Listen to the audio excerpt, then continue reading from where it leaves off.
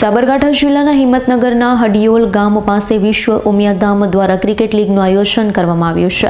ધારાસભ્યના હસ્તે દીપ પ્રાગટ્ય કરી ક્રિકેટ ટુર્નામેન્ટની શરૂઆત કરાઈ હતી.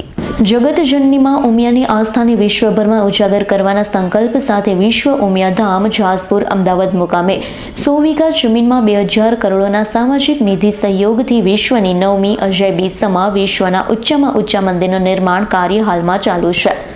ઉમિયાધામ મંદિર આસ્થાનું કેન્દ્ર છે, પરંતુ સામાજિક તેમજ રાષ્ટ્ર ચેતનાનું કેન્દ્ર બને તેવી વિચારધારા સાથે મંદિર નિર્માણ ઉપરાંત શિક્ષણ, રોજગાર, આરોગ્ય, છાત્રાલય, સ્પોર્ટ્સ, કલ્ચર ઉપરાંત બિઝનેસ ડેવલપમેન્ટ જેવી અનેકવિધ પ્રવૃત્તિઓ થકી સામાજિક સશક્તિકરણનું કેન્દ્ર બનવા જઈ રહ્યું છે.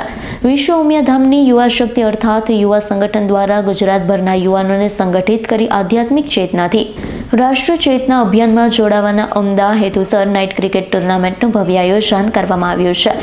ગુજરાતના અમદાવાદ સહિત 5 શહેરમાં ક્રિકેટ ટુર્નામેન્ટનું આયોજન કરાયું છે. અમદાવાદ, વડોદરા, સુરત, રાજકોટ, હિંમતનગરનો સમાવેશ થાય છે. આ ક્રિકેટ ટુર્નામેન્ટમાં વિશ્વ ઉમિયાધામ પ્રીમિયર લીગ 3 નામ અપાયું છે. જો કે VPL 3નું આયોજન વિશ્વની સૌથી મોટી સોશિયલ ટુર્નામેન્ટ છે.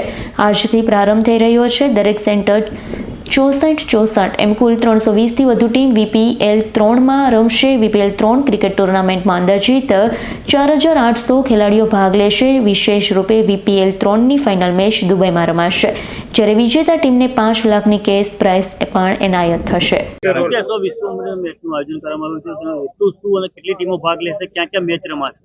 વિશ્વ ઉમિયાધામ તરફથી આજે ક્રિકેટ લીગનું આયોજન કરવામાં આવેલું છે.